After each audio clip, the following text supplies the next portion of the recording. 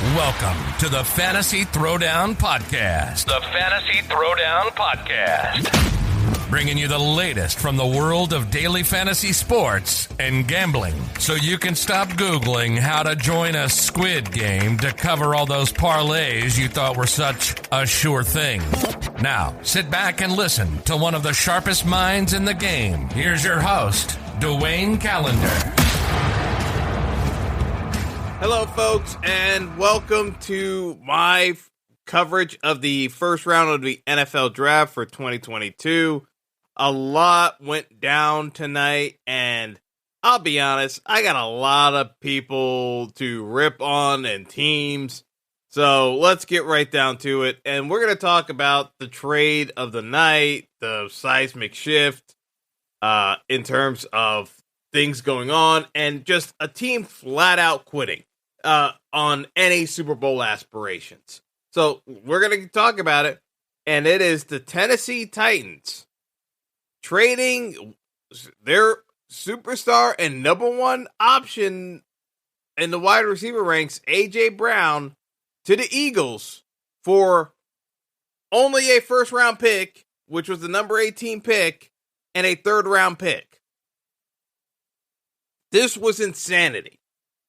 There is no reason why A.J. Brown should have been traded from the Titans. None. Point blank. This was a dumb trade. This is an F trade if you're the Titans. It's an A plus for the Eagles, because the Eagles can't draft for you-know-what when it comes to wide receiver. Everyone thought the Eagles were going to try to push to grab a wideout and probably fail doing so, but that's where this was headed. Instead, the Titans, seeing the competition in the AFC, decide they're not going to pay A.J. Brown $100 million with a new deal, which is market value and well worth it, and just decide to punt on any Super Bowl aspirations, because let's be perfunctorily clear. There is zero chance the Titans are in the AFC Championship next year. No chance. There is no chance. I'm going point blank and saying no chance. They need so many injuries to happen in the AFC just to even make the playoffs at this point if you're trading A.J. Brown. Because, yes, you have Derrick Henry, but your offense is predicated on having play action and a downfield threat, and Julio Jones probably isn't going to be on the roster as we come around, because the Titans are claiming that this was a salary cap move, because the extension with A.J. Brown, according to Titans GM John Robinson, his exact words were, "We got to a spot where it was going to be hard to get a deal done." Implying they had no choice but to trade him. I'm sorry. A.J. Brown already posted on Twitter. He deleted the message, but he said, "It's not my fault I got traded." This is such an idiotic move. I don't understand. You are you were the number one seed in the AFC in the playoffs last year. You were on the cusp of making a run. You got beat by the team that actually did go to the Super Bowl. You're right there. What do you mean you couldn't get a deal done? So you're gonna just pull the ripcord? This is where I start getting and losing my mind over these teams just making these unilateral decisions. This was not that complicated. Here's really where it kind of boils down to. A.J. Brown needs to get paid. You are paying Ryan Tannehill above market value at the QB position. Yes. Everyone likes Ryan Tannehill within the organization. That's great. But Ryan Tannehill is not the engine that moves that offense. You got Derrick Henry and you got A.J. Brown. The truth of the matter is, Ryan Tannehill is making $29 million next season and a cap hit of $38 million. And this is because of another restructuring of his contract they did last year. Listen. He may not like it, but this is one of those big boy conversations you got to have with Tannehill, you have to do the Tom Brady deal where you're constantly restructuring his deal. And if he's not okay with that, you need to explore other options at the QB position via trade to move on from Tannehill. Like, Tannehill's 34 years old. It's not like he has that much leverage. He's Ryan Tannehill. It's like, he's nice, but it's like no one's going to break the bank for him in terms of like pushing the envelope. So honestly, this is mind-boggling for the Titans. You could have made a move to trade for a Daniel Jones. The Giants would have been dumb enough to try to do a deal for Tannehill. I guarantee you, like, the Giants management, you could have sold them. They're dumb enough to do it. Or you go the Baker Mayfield route. And I am not a Baker Mayfield fan, but for what the Titans have, and team-wise, Baker Mayfield can do the things Ryan Tannehill already does, play action-wise and scrambling-wise. Baker Mayfield can do those things. Is this a maturity issue? Are there other issues with ego? Yeah. But, in terms of actual playing ability and running an offense in a particular system, there is no tangible difference between Ryan Tannehill and Baker Mayfield. I say this again.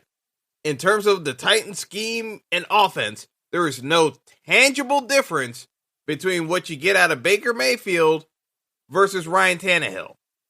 And because of Tannehill's salary situation, if you can't get him to restructure that contract again to keep A.J. Brown on the roster, you have to figure out a way of moving on from Ryan Tannehill, because getting rid of A.J. Brown in a salary cap move is beyond idiotic. You have just shot yourself in the foot and just closed the window on any Super Bowl aspirations for salary cap reasons regarding Ryan Tannehill.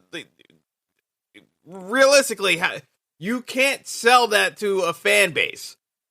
Maybe the Tennessee fan base is more forgiving than I'm giving them credit for, but realistically, this is just a mind-numbingly dumb move, because there were other ways of mitigating the situation in terms of restructuring deals on the Tannehill side.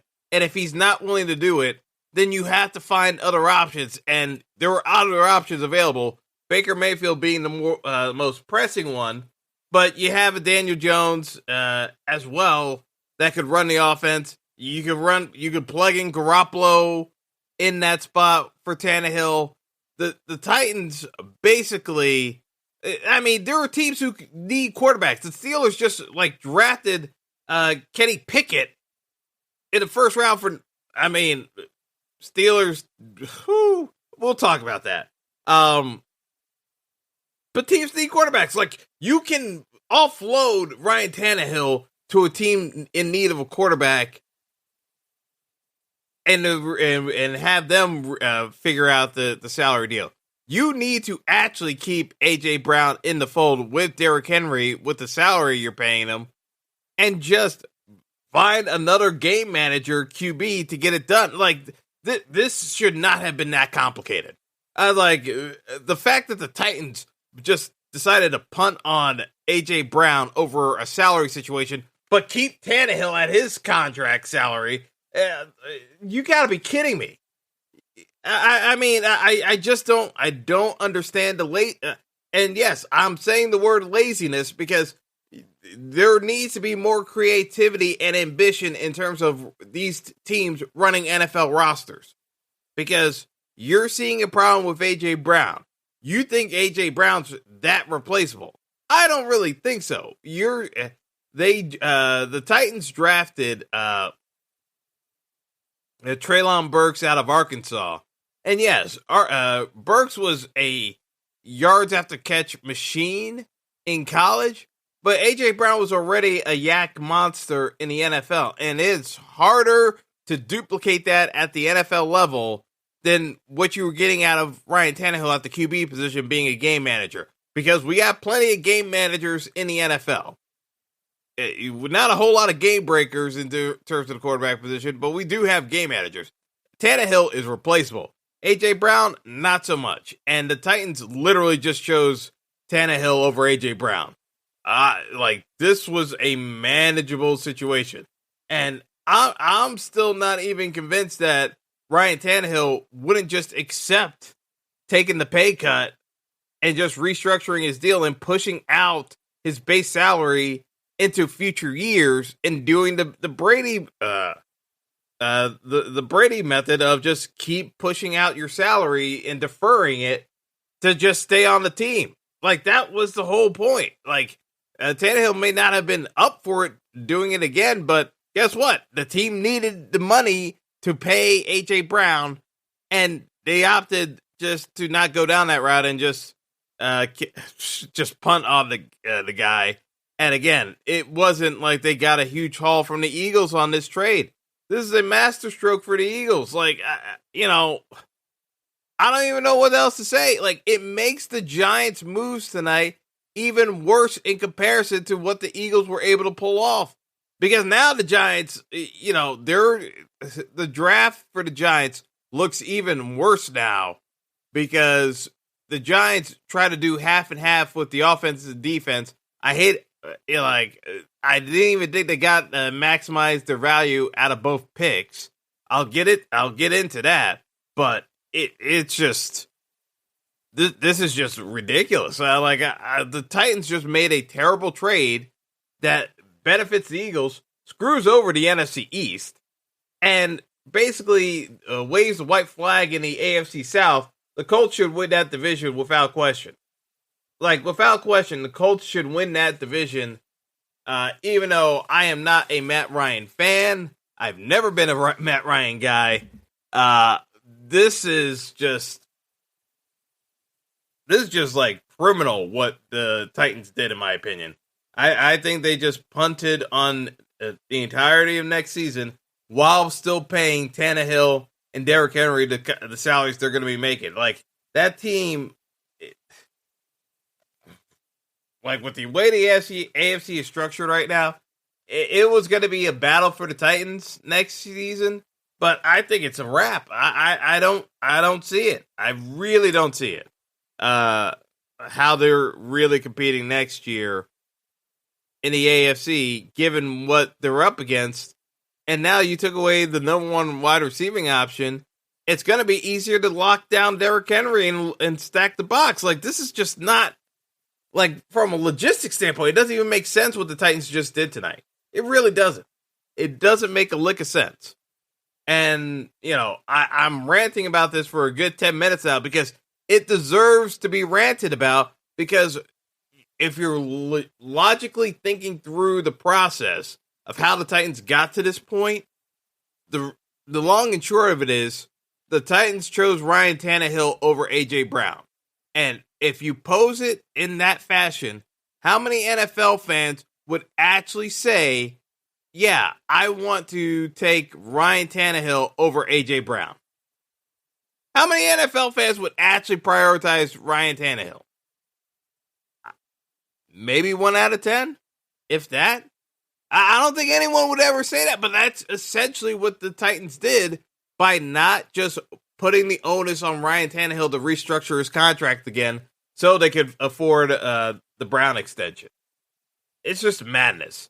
Absolute madness. So let's look at it from the Eagles side. Basically, Jalen Hurts, the pressure is on. You have 2 stud wide receiver options. You can run and scramble.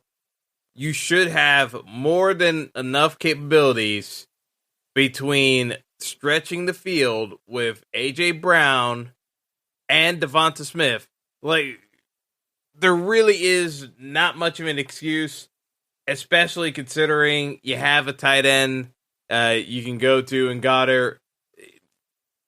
I mean, the passing attack for the Eagles, it's going to be predicated on Jalen Hurts' ability to be accurate, but that's why it's pressure's on for Jalen Hurts. He has no more excuses because, he's had solid enough floor. My personal assessment is that he trends very much along the lines of a Tyrod Taylor type of QB. Coincidentally enough, even though the Giants are in a salary cap hell situation, they signed Tyrod Taylor to $10 million a year to back up Daniel Jones, which, again, is very curious considering you're in salary cap hell and you decide to spend $10 million on a backup QB. But hey, the Giants beat the Giants. From an Eagles perspective, huge night. Absolutely massive night. It is all down to Jalen Hurts. Jalen Hurts, if he improves, Philly's going to win the division. They're going to win the NFC East. They're going to win it. If Jalen Hurts can actually improve enough as a passer. But Philly should win the NFC East now. I don't even think it's an argument between the Eagles and Cowboys with A.J. Brown in the wide receiver mix. I think the Eagles should be able to win this division as long as Jalen Hurts shows continued signs of improvement at the QB spot. I still don't think he's a true starting QB, like in that full 17-game season now, that he can play 10 good games that you would expect out of a NFL. To be an NFL starting QB, you should be getting 10 games. For backups, you're closer to 6 to 8. Like, good backups. And I think that's where Jalen Hurts is. I think he's a very good backup. Yes, you could start, but realistically, you're probably not making the playoffs. But when you have A.J. Brown and a Devonta Smith and Goddard underneath, it creates enough matchup problems where as long as the QB can get the ball out and be accurate with the passes, any QB should be able to succeed with that wide receiver trio. He really has no excuse. Even with a bad offensive line, you should be able to scramble enough and be able to connect down the field with those receivers. Because of their talent level, they can get separation. That's the reality situation. And that's not even talking about the running back situation where you have multiple backs who can catch passes out the backfield in addition to running. The Eagles are loaded on offense now. There's no ifs, ands, or buts about it. I believe the NFC East belongs to the Eagles so long as Jalen Hurts shows even a modicum of improvement. All right, so let's actually talk about one of the other trades. Marquise Brown of the Ravens getting traded. So Hollywood Brown traded from the Ravens to the Cardinals for basically a first-round draft pick, which the Baltimore used to grab a center in Tyler Lindenbaum at number 25. I mean, I know Lamar Jackson is not happy about that trade. Realistically, Lamar and Hollywood never clicked. It never really worked. I get why the Ravens made this trade. They needed to get a little bit more athletic up front in blocking position. They ran into way too many injuries last year. As, I predicted was a potential scenario for the Ravens. They had gotten so fortunate with the injury bug over a couple of years. They were due to have a bad year with injuries. And so said, so done. That's how they ended up missing out on the playoffs because they were so banged up that even the decrepit Steelers got into the playoffs with Big Ben not able to actually throw a ball over 15 yards with any velocity whatsoever. But, the Ravens make this move. Obviously, they're going to have to grab some wide receiver options just because they let Miles Boykin go, who busted for them. Just a lot of questions at wide receiver for the Ravens, but it made sense. The Eagles also made another trade with the Texans to get the number 13 pick from the Texans, and they moved up. I mean, they had 10 draft picks, coming into the draft, so they can afford to move up a couple of spots to grab a Jordan Davis and fill a need position at defensive tackle. So, I'm going to start recapping some of the rest of these signings. I mean, drafts, because the Texans, I don't understand. The Texans, the Lions, the Giants shot themselves in the foot. That's what the Giants do. But let's go back to the top of the draft. And the Jacksonville Jaguars, Duval, ended up botching the draft once again. Number one pick. Let's just talk about it. Number one pick, they take Trayvon Walker from Georgia. Here's the problem. Georgia, they had a loaded team, but Trayvon Walker put up some of the least impressive numbers over an entirety of a college career that I've ever seen from a number one pick. He only had 9 sacks over an entire college career. Not one season, just his entire college career. He just doesn't have the work product to even be considered a number one pick. I don't care how he measures from a combine perspective.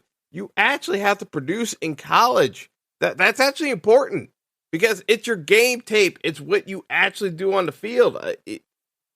This has bust written all over it. I'm sorry. This is just one of those where it's like you take Hutchinson from Michigan, which the Lions did do, and you just, if you're not trading back, you grab Hutchinson. Like, to me, the Jags needed help. Like, I still think they needed more help on the offensive line.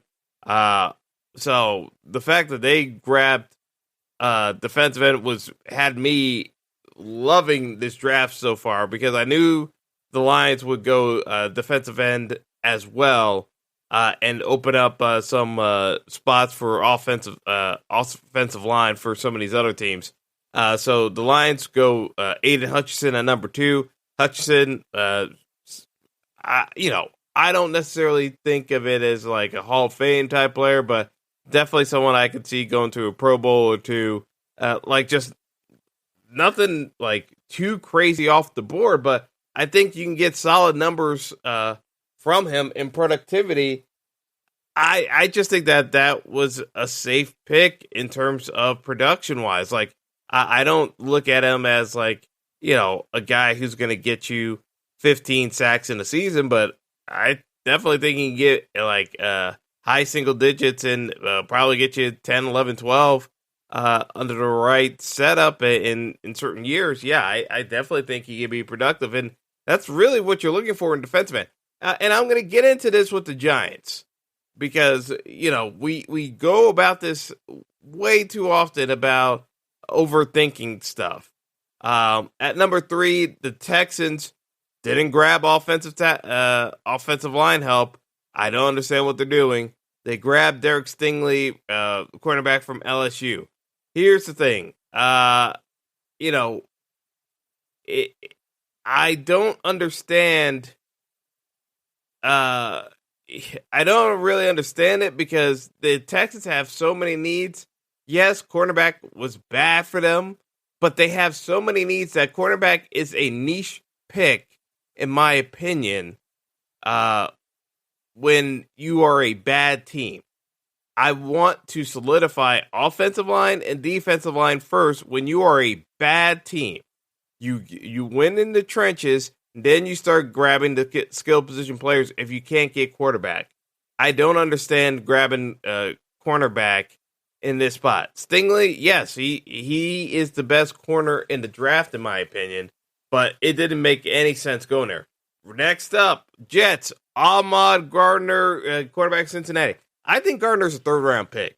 I don't understand this. Yes, he played well at Cincinnati, but he didn't play top-tier talent every single week. I'm not taking a corner where they're not going up against the best week after week from a skill position standpoint and just going off of what you have in terms of the combine. I need a guy who's at least going to be putting up extreme numbers when you're playing in a place like the American Athletic Conference. Like, you're just not going up against size of the scale that you're going to see in the NFL on a regular basis. Like, to me, this is one of those picks where I don't understand the draft experts, like how we're doing the evaluations, because he didn't match up against the size that he's going to be facing. It's mind-boggling. Like, you're not ready for a Stephon Diggs. It's not even close. I just don't get it. I don't get it. Like, I think if you told me he went in the third round, it wouldn't shock me. Because looking at his numbers, I don't see how he is drastically different from previous drafts and his comparables. Like, it to me, I think these teams start overthinking it and just go by, oh, well, we need this position. I didn't think this was a great draft for corners. Like, I don't know. I don't understand. You know, we know what the premium is. Like, if Stingley is gone, I don't think there's another corner here I'm taking until the second round. It's really that simple. I don't get it. I just don't get it. That brings us to the Giants. With the number 5 pick, the Giants could have gone Ikem Ekwonu, who was the best offensive tackle available in this draft. I don't even think it's close. I think, Ekwonu should have been the 3rd pick for the Texans. The Giants could have drafted him at number 5. Instead, the Giants draft Kayvon Thibodeau, the defensive end from Oregon, and there are multiple reasons why I can't stand this pick. First of all, you had your pick of the tackles available. You actually need 2 offensive linemen to fix the amount of issues with the Giants' O-line.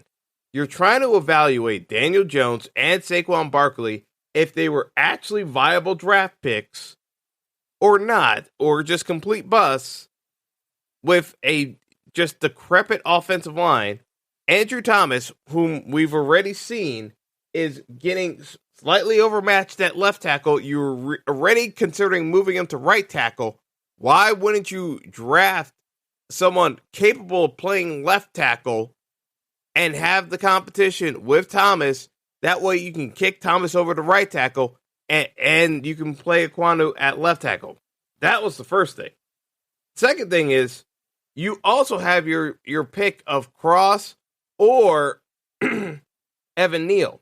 I truly believe Evan Neal is a guard. I don't think he's truly a tackle because of his size. When you have these oversized tackles, they have historically shown to have difficulty holding up over the course of an NFL career, especially when you play them at tackle. This is what happened with Eric Flowers. You had Marcus Cannon, Trent Brown, Mekhi Becton for the Jets, who the Jets fans, got on my case when I said Mekhi Becton might eat himself out of the league. Great rookie year. Last year could not stay on the field, barely played any games, and now we still have questions as to what Mekhi Becton's going to look like for 2022. I'm just saying with the Giants, you could have taken Ekwonu and actually had someone capable, size-wise, of competing for the left tackle job with Andrew Thomas. Instead, you take Kayvon Thibodeau, who, first of all, didn't play in the SEC, played in the Pac-12. Didn't have outstanding, eye-popping numbers than anything different than what you would have seen in the Big Ten or the SEC in terms of production. And we all know there were superior offensive linemen in both the Big Ten and the SEC. So he wasn't even going up against the top competition at against his own position, and he still wasn't dominating them. Like, Thibodeau was not far and away the best defensive end in the country last year. And that's what you have to be if I'm taking you from the Pac-12. What are we doing? Again, we get caught up with the draft combine numbers and not the actual logistical reality of the situation.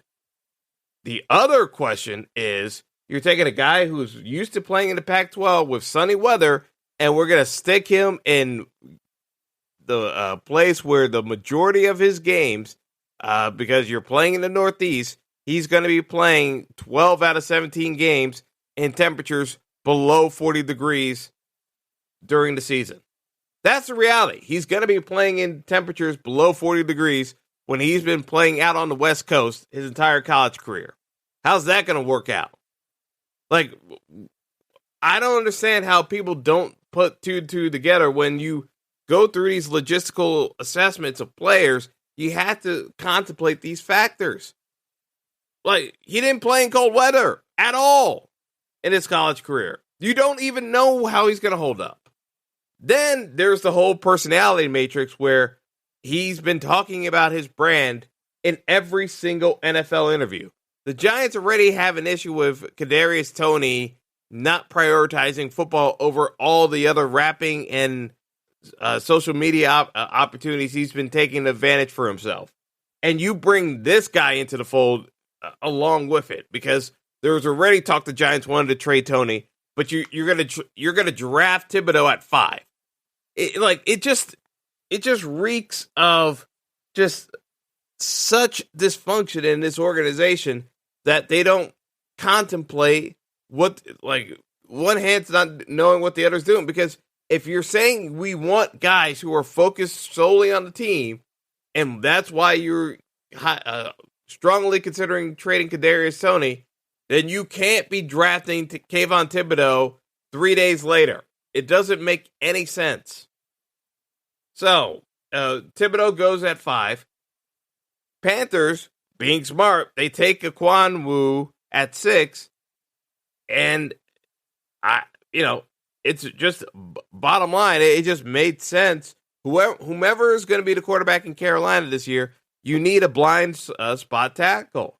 And I think Ekwonu probably has a decent shot at beating out Andrew Thomas if he had been drafted by the Giants.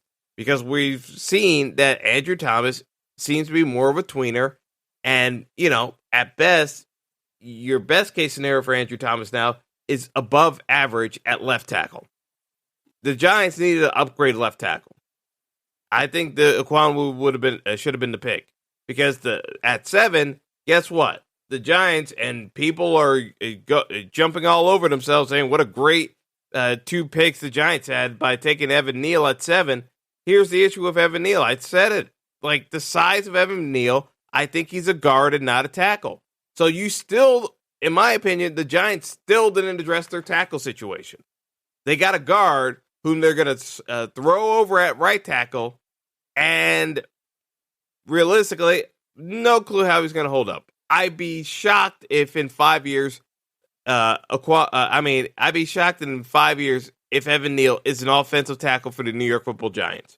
I think he'll end up moving to guard, if he even is on the Giants roster, because there's always a chance that the Giants try to move on from him if he busts in the first 3 years.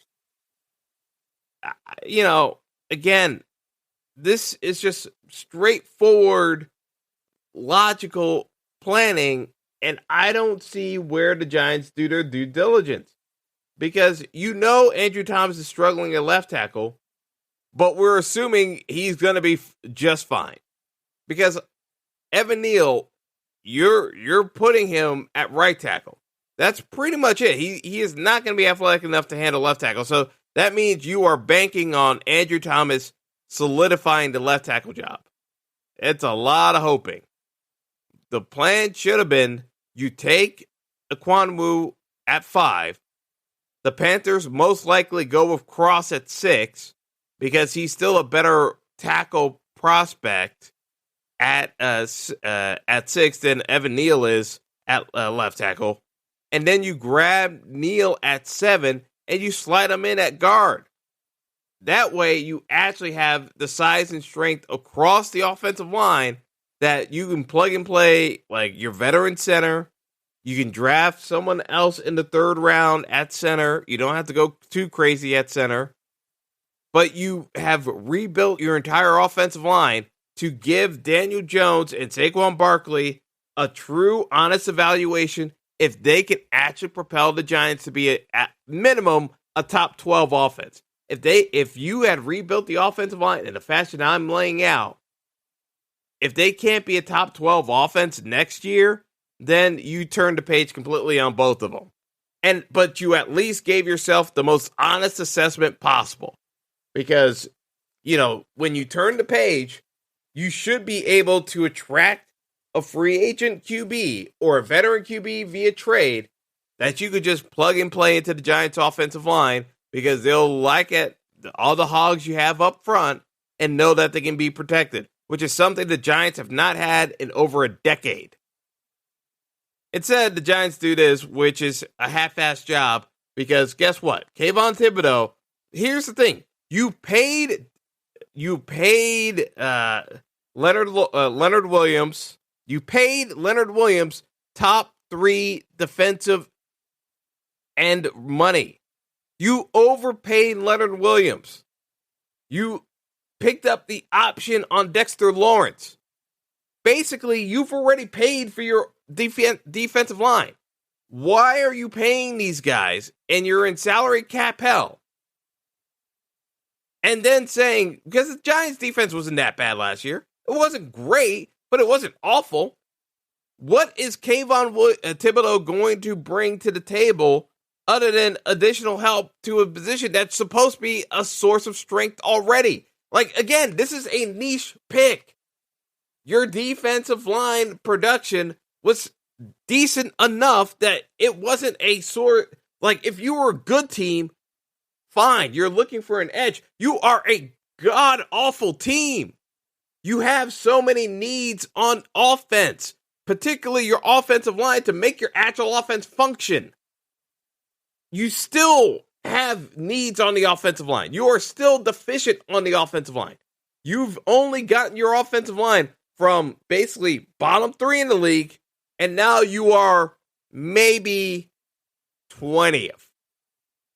If you had gotten the offensive line with just doing the 2 draft picks, as I outlined, you probably get that offensive line already, even though they're raw and green offensive linemen, you probably get that offensive line to that 13 to 15 range, just because of talent alone and size. That should, because of the skilled position players the Giants are supposed to have, and if you truly believe in Daniel Jones, he should be able to improve and elevate in that position. That's how you get to be a top 12 offense. It's not that difficult, people. It really isn't that difficult. If you play out the logic of what you're supposed to be, how you're supposed to team build, this is not that hard to do. The Giants half-assed a position that was already solid enough and could have been considered a position of strength, depending on how much you believe in Leonard Williams, and you grab the niche pick in Thibodeau. It doesn't make any sense.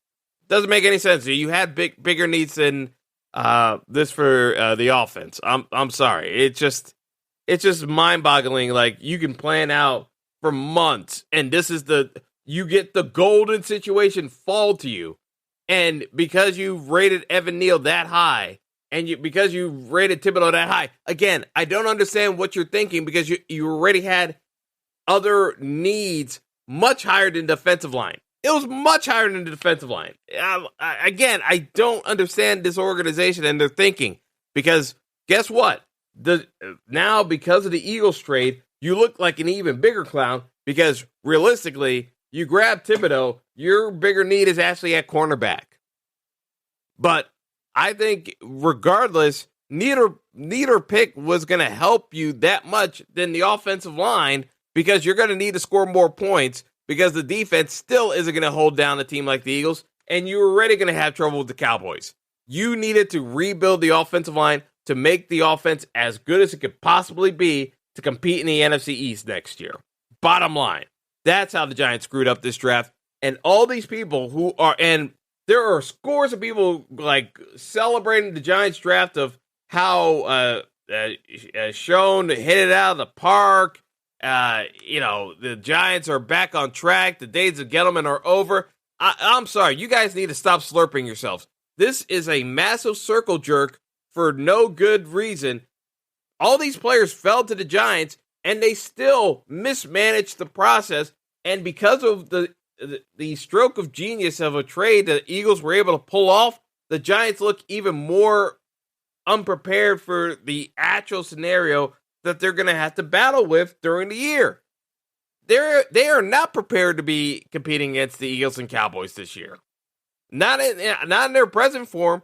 And Thibodeau, again, it's a niche pick. It looks even worse in the grand scheme of things because, yes, the pass rush, does it improve? Yeah. Not enough to justify taking the guy at 5 when you need to rebuild the offensive line because you're going to have to score points against these teams regardless. That offensive line still ain't there yet. It is not ready for prime time yet. It's not even close. And the defense is not holding down the teams you're going to have to go up against in the NFC East. Bottom line. All right, moving on. At 8, the Falcons took Drake London from USC. You know, the Falcons had to draft wide receiver because of the Calvin Ridley situation. We've talked about the Calvin Ridley situation. I mean, this is the most telegraphed pick in the draft. You know, I think they still probably needed offensive line, to be honest, but they don't have anyone to throw to. And truth be told, without Matt Ryan, I don't even know if it makes sense drafting wide receiver, but, you know, it is what it is with these teams. They're going to do what they're going to do. The Falcons are going nowhere anyway, so we'll see how it pans out. I just think that Garrett Wilson probably is a better pick than London, but I'm not going to go too crazy over this one because the Falcons have no future right now, so it is what it is. At 9, Charles Cross, the offensive tackle from Mississippi State, goes there. It's funny how after Russell Wilson leaves, the Seahawks address offensive line. I just find it amusing. Like, it's almost as though Pete Carroll had a personal grudge against Russell Wilson and refused to draft offensive line, and then as soon as he's gone, now Carroll drafts offensive line. I just think it's curious. Great pick. I just think it's really curious that now you decide to prioritize offensive line. Next up, the Jets. This is actually a good pick by the Jets. Garrett Wilson, wide receiver from Ohio State. I think you give Zach Wilson weapons. You pair him with Moore. I think the Jets have opportunity. The question is, does Zach Wilson actually make improvements in year 2? Because I thought he was overrated coming into the year. He kind of proved my point. But it's his rookie year. He can make the strides. But Zach Wilson has to make a strong leap in year 2 because there was not a whole lot to talk about year 1. At 11, the Saints traded up to get Chris Olave. The Saints just don't have receivers. Michael Thomas is never playing for the Saints again, it seems. So you grab another wide receiver from Ohio State to replace the Ohio State man who's going out the door. So I have no issues with the pick here. The Lions. This was a crazy trade. I don't know what the hell the Vikings are doing. The Vikings traded the number 12 pick and did not get a first-round pick in return. What are the Vikings doing? The Vikings traded a number 12 pick just to move down 20 spots in the draft, and only grabbed they grabbed a 3rd-round pick. And wait, let me just confirm if it was a 2nd-round pick, and they swapped the 2nd and 3rd. But they did not actually get They didn't get a 1st-round pick. Like, this is insane. You do not trade down from a top 15 pick unless you're getting a future 1st-round pick. Like, this is draft rules 101. Like, from a draft math standpoint, the Vikings, did an indefensible trade. They swapped 2nd-round picks with the Lions and only got a 3rd-round pick out of this. They moved down 20 spots in the draft. Like, this is criminal. You got a rookie GM for the Vikings. And yeah, according to Jamie Foxx, I am being negative as a black man criticizing another black professional as a GM. But the truth of the matter is, I gotta be real with this. This is criminal from a draft math capital standpoint. There is a math to the NFL draft as to what trades you should and should not be making. The simple fact of the matter is, when you are in a top 15 position, if you are trading down, the math that goes into this is that you are either getting multiple picks in the second round, or you are getting a future first round pick, because a first round pick in the top 15 is worth a gold mine. It's not even close. The fact that the Vikings basically traded out of the first round, essentially, and only got a third round pick out of the deal is criminally negligent. It is negligent. So Kwesi Adofo-Mensah, yeah, he's a rookie GM, but this is criminally negligent because guess what? You screwed up the draft math and you enabled a division rival to actually pick up a useful wide receiver in return. This is just all kinds of degrees bad. It's not as criminal as the Titans trade just because you literally punted on a Super Bowl window, but this is also an F grade trade. It's you got 2 F trades, but this is just a basic valuation fail by the Vikings. It doesn't make up anything. I thought the Vikings truly had gotten a future first round pick out of it. That is the compensation. Unless you are getting multiple second round picks and other third round, you're backloading a bunch of picks. You need multiple second and third round picks to somehow justify moving down 20 spots in the draft when you're in the top 15 pick in the first round. Either that or you get a future first round pick next year along with additional picks in the current draft. This is just basic math equivalent for the NFL draft. It doesn't make any sense how the Vikings handle this. I just think it's inexcusable. You gotta know better. So, I talked about the Jordan Davis pick by the Eagles at 13, solid pick. The Ravens, I'm not entirely sure. They got a linebacker in Kyle Hamilton. I'm always skeptical of Notre Dame linebackers. I find they're pretty slow in general. They can't keep up with the game. Their strength of schedule isn't comparable with other teams that play in other conferences because obviously Notre Dame gets to cherry pick their schedule every year. I don't really get it. The Texans, they made another questionable pick with Kenyon Green, whom most people had as a second round evaluation. Washington, a Penn State wide receiver. I'm just moving on. I can't even say anything nice. So I'm just moving on. Washington has their own issues going on.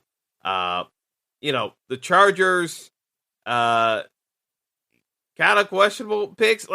I saw a bunch of random picks, from the Chargers and, in this range, the Chargers had a random pick. You had the Texans, Washington, there was a lot of random picks in, the later rounds of the first round.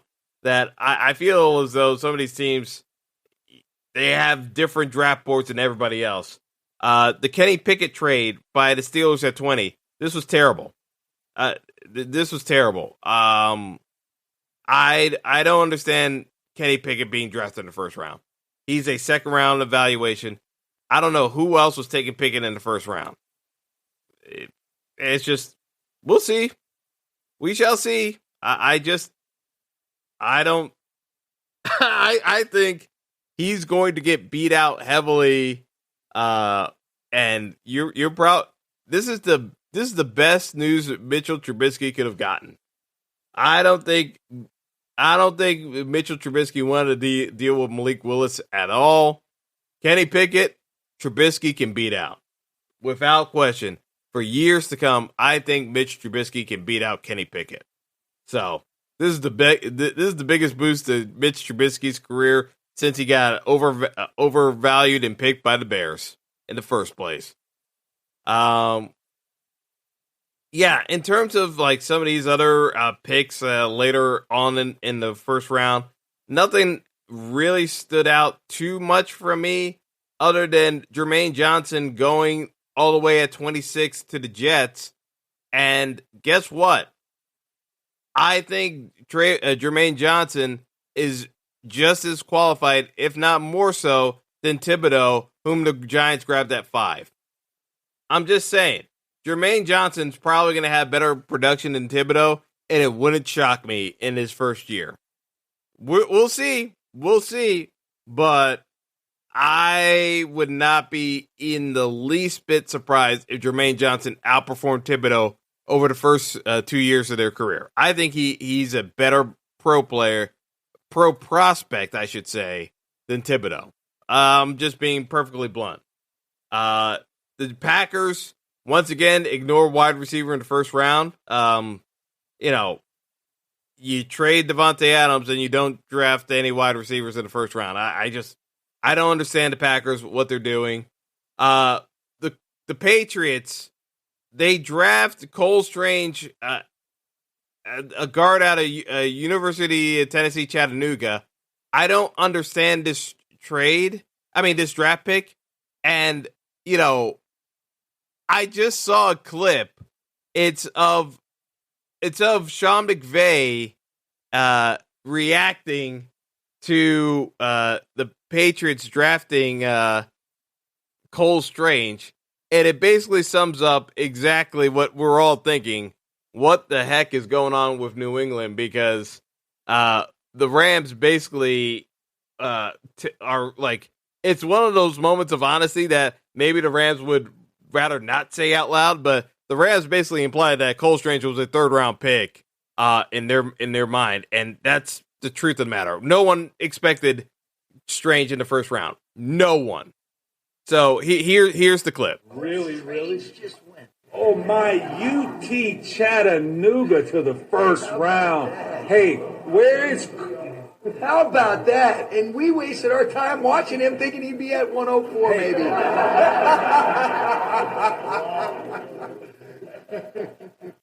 Yeah, so Sean McVay and general manager Les Snead are laughing at the bewilderment of the draft.